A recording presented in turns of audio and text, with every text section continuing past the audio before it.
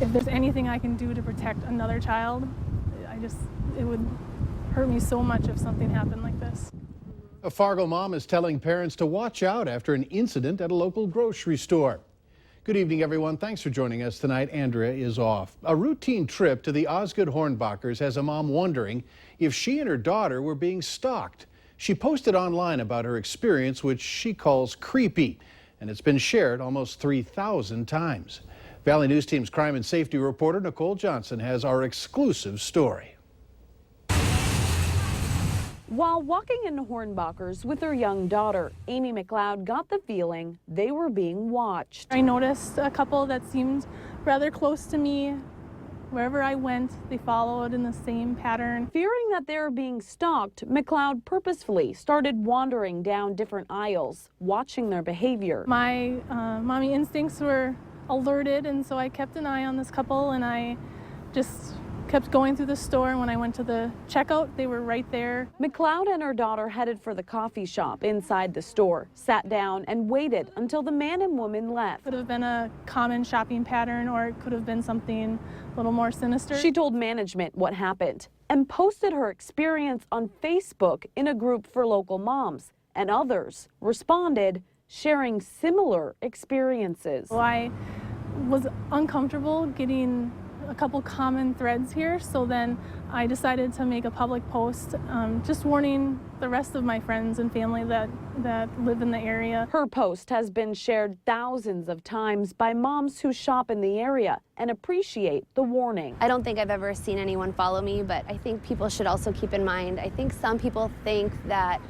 a mom of multiples might be an easy target, and I think people should not underestimate a mother because they'll kill for their babies. So they shouldn't think that they're an easy target. It's not just this grocery store or just one mom's experience. McLeod says it's a scary world out there. Have your eyes open, see what's around you. In Fargo, Nicole Johnson, Valley News Live. We reached out to Hornbachers. They didn't want to comment at this time. McLeod tells us that Hornbachers is taking the situation seriously and says that they are investigating. Fargo police say a police report has not been filed. If you need help uncovering fraud or corruption in your community, call our whistleblower hotline. We'll do our best to get to the bottom of it. 701-237-6576. Call that number and leave your tip. A member of our investigative team will get on the case and go to work to expose the truth. Far from a normal weekend for many in Valley City, the end result includes the arrest of two men. 23-year-old Johannes Brannon of Findlay and 22-year-old Drew Gullix of Valley City are in the Barnes County Jail tonight. Police say the men pointed a gun at a man and asked the whereabouts of a juvenile girl. The pair then went to another house where they threatened a man and a woman, found the girl, and took her. The girl escaped when they stopped at a gas station in Valley City. Tonight, Valley News Team's Jovana Simic talked with one of the victims who had a gun pointed to his head. Basically just open the door. It was just a typical Sunday for Christian Swenson until two men came to his door and pointed a gun at his head. I was worried for my life. I didn't know if the gun was loaded or, I was worried for my girlfriend's life. I didn't know if she was, if she was in danger. Swenson says he knew both Johannes Brannon and Drew Gullix. He tried to defend himself against Brannon, who was holding a gun. You don't really know the circumstances of what could really happen, if they'll shoot or if not, if it's just a scare tactic. Luckily, he and his girlfriend weren't hurt. Swenson says he needed to be brave to stay safe. I didn't try to show that I was scared, but the whole time I was pretty scared. He's thankful the two men have been caught. Stress levels just dropped a lot when I found out they were both caught. Police say they know the motive behind the kidnapping, but aren't yet able to release what that is. I think this is a great example of law enforcement agencies around the state working together to solve a problem. So when we called down there and said we need to find these guys, they knew right where they lived. All thanks to agencies working together to catch the bad guys. In Valley City, Jovana Simic, Valley News Live. Brannon and Gullix are charged with terrorizing, kidnapping, and burglary. Police say additional charges are expected. One woman is dead and a man injured after police responded to what was called in as a medical situation last night at a West Fargo home. It happened at 444 C Street. When police got there, they found a woman shot dead, her husband bleeding out. Detectives are not yet releasing the names of the man or woman. Neighbors say the pair were married but getting a divorce. Police say the death of a 5-year-old Minnesota girl over the weekend is homicidal violence. A Minnesota man by the name of Zachary Anderson is in jail on suspicion of first-degree murder and kidnapping in the case. After police talked with Anderson, they found Elena Ertl's body in a wooded area just a few hundred yards from a cabin near Motley, Minnesota. Anderson is being held in the Crow Wing County Jail. Thompson, North Dakota voters will head to the polls tomorrow. It's the 4th time in 4 years they've voted on a school expansion project. The $10 million proposed project failed by just 7 votes during the last go-around. Enrollment has jumped from 400 to 500 students in recent years in Thompson, and officials are projecting enrollment to climb another 11% in the coming years.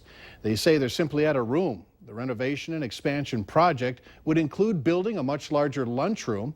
It currently takes them 5 separate shifts to get all the students fed during the noon hour.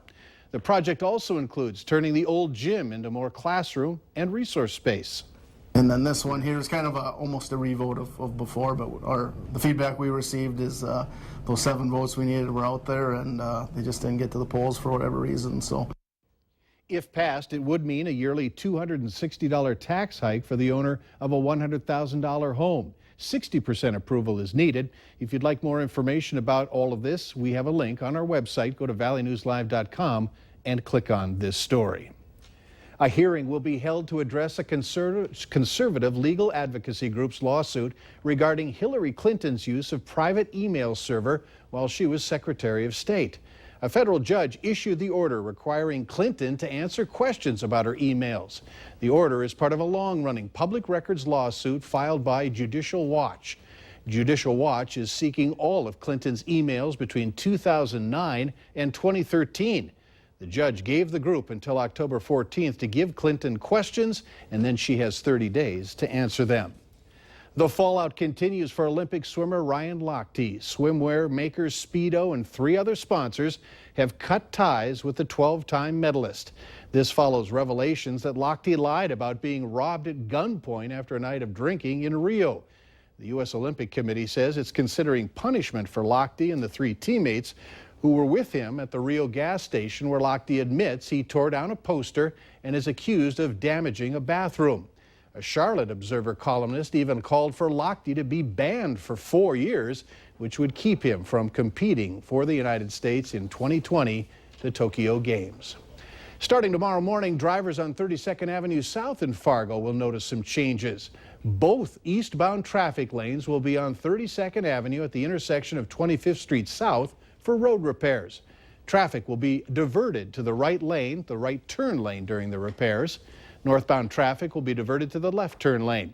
Work is set to start at 8 tomorrow morning. All lanes will be open by the end of the day. Some good news for visitors to the Minnesota Zoo. There are now more options to satisfy your hunger. Several new dining options were announced today, including Herbert and Gerbert sandwiches, Pranzo pizza, Aldo's burgers, and mixed greens. The new restaurants offer guests everything from specialty salads to make your own pizzas and sizzling burgers.